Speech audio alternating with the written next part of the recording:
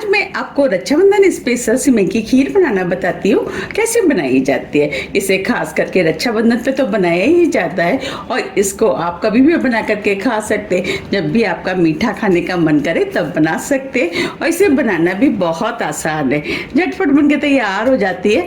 तो चलिए बनाना शुरू करते हैं। खीर बनाने के लिए हमने गैस पे भारी तले का एक पैन रख दिया है। अब हम इसमें थोड़ा सा पानी डाल देते हैं। ये हमने 1 लीटर फुल क्रीम दूध लिया है। अब दूध को हम इस पैन में डाल देते हैं। हमने पैन में पानी इसीलिए डाला था जिससे कि दूध नीचे तली में ना लगे। हमने इसके अंदर फुल क्रीम दूध का इस्तेमाल किया है क्योंकि फुल क्रीम दूध से जब हम खीर बनाते हैं तो बहुत ही ज्यादा टेस्टी बनके तैयार होती है। अब हम इस दूध को फुल फ्लेम पे गरम कर लेते हैं। जब तक दूध गरम हो रहा है हम आगे की तैयारी कर लेते हैं। उसके लिए हमने दूसरी गैस पे पैन रख दिया है। अब इस पैन में हम 1 टेबल स्पून देसी घी डाल देते हैं। घी को गरम होने देते हैं। अब इधर घी भी हल्का गरम हो गया है। ये हमने 8 से 10 काजू और 8 से 10 बादाम लिए हैं जो छोटे पीस में काट लिया है। अब हम इन ड्राई फ्रूट को इस पैन में डाल देते हैं।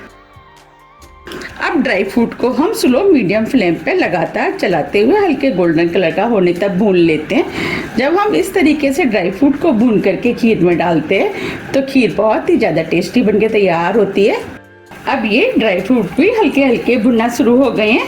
ये हमने 1 टेबल स्पून किशमिश लिए, इसे भी हम इसी के संग डाल देते हैं। किशमिश भी ड्राई फ्रूट के साथ भुन जाएगी क्योंकि किशमिश बहुत जल्दी भुन जाती है। ड्राई फ्रूट आप अपने टेस्ट के अनुसार थोड़ी सी कम या ज्यादा कर सकते हैं या जो भी आपको पसंद है वो डाल सकते हैं।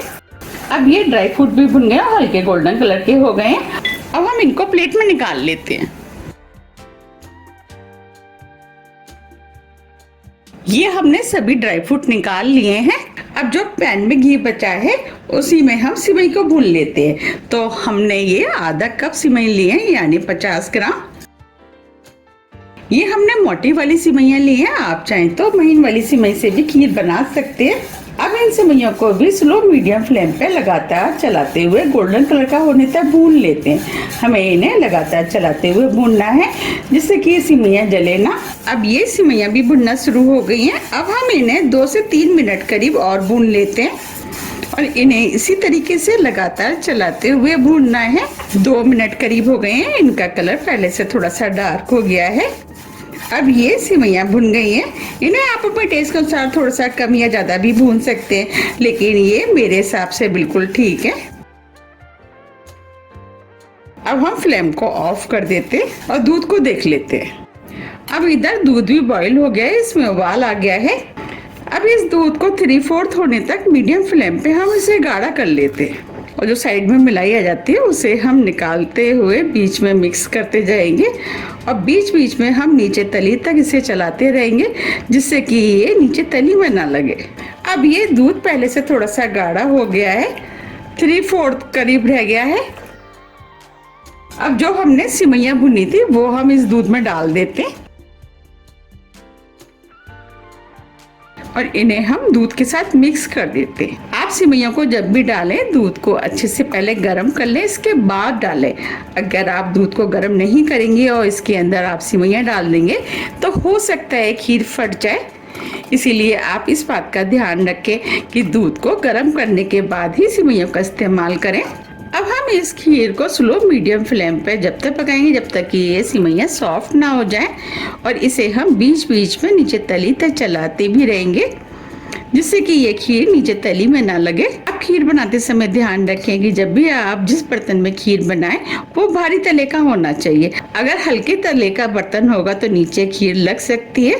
तो अब हम इस सिमइयों को सॉफ्ट होने देते हैं। आप देख पा रहे हैं ये दूध भी पहले से गाढ़ा हो गया है। जो हमने सिमइयाँ डाली थी वो भी सॉफ्ट हो गई हैं। अब हम इनको चेक कर लेते हैं। देखिए इस सिमई को हम दबा रहे हैं तो इजीली दब रही है।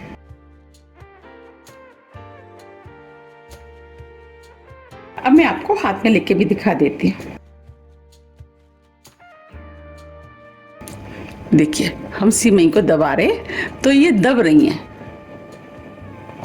इसका मतलब ये सिमइयाँ अच्छे से सॉफ्ट हो गई हैं।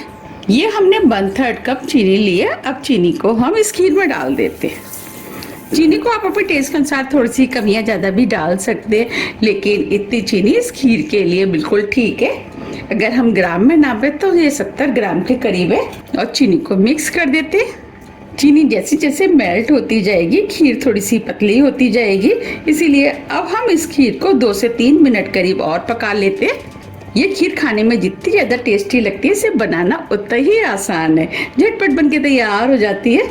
अब जो हमने ड्राई फ्रूट भुने थे वो हम खीर में डाल देते हैं। इसमें से हमने थोड़े से ड्राई फ्रूट बचा लिए, उसका इस्तेमाल हम बाद में करेंगे। ड्राई फ्रूट को मिक्स कर देते हैं। अब ये चीनी भी अच्छे से मेल्ट हो गई है। अब हम इसे 2 मिनट करीब और पका लेते हैं। अब 2 मिनट करीब हो गए हैं। अब ये खीर बनके तैयार हो गई है। अभी ये खीर आपको थोड़ी सी पतली लग रही होगी, लेकिन ये खीर जैसे जैसे ठंडी होती जाएगी और गाढ़ी होती जाएगी, अब इस खीर के अंदर खुशबू अच्छी आई और खीर खाने में टेस्टी लगे, उसके लिए ये हमने 4 से 5 छोटी इलायची ली है, जिसे पीस लिया वो डाल देते और इलायची को मिक्स कर देते। देखिए कितनी बढ़िया और क्रीमी खीर बनके तैयार हुई है। अब हम फ्लेम को ऑफ कर देते हैं और खीर को हल्का ठंडा होने देते हैं। अब ये खीर हल्की ठंडी हो गई है। अब हम इसे सर्व कर लेते हैं। देखिए कितनी क्रीमी और मलाईदार सिमई की खीर बनके तैयार हुई है। ये खीर खाने में बहुत ही ज़्यादा टेस्टी लगती है, तो आप भी इसे बनाइए, खाइए, फिर मुझे कमेंट्स करके ये ज़रूर बताइए कि आपको ये खीर कैसी लगी। और इस खीर को बनाना भी बहुत आसान है, झटपट बनके तैयार हो जाती है। आप चाहें तो इस खीर को फ्रिज में रख के ठंडा कर ले, इसके बाद आप खाएं तो ये खाने में और भी ज़्यादा टेस्टी लगती है। आप मुझे कमेंट्स करके ये ज़रूर बताइए कि आपको ये खीर गर्म अच्छी लगती है या ठंडी। मुझे तो ये खीर ठंडी ठंडी खाने में बहुत ही ज़्यादा टेस्टी लगती है।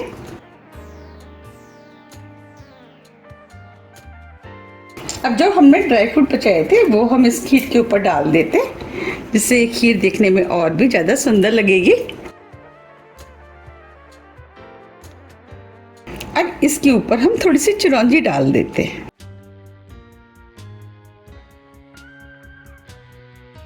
थोड़े से पिस्ते। देखिए ये खीर देखने में कितनी सुंदर लग रही है और ये खाने में भी बहुत ही ज़्यादा टेस्टी लगती है। अब मैं आपको इस खीर को पास से भी दिखा देती हूँ। देखिए कितनी बढ़िया क्रीमी और मलाईदार खीर बनके तैयार हुई है। देखते ही हो रहा है ना खाने का मन। अगर आपको मेरी रेसिपी पसंद आ रही है तो रेसिपी को लाइक कर दीजिएगा और ज़्यादा से ज़्यादा शेयर भी कर दीजिएगा। अब हम फिर मिलते हैं नई रेसिपी के साथ। जब तक के लिए नमस्कार।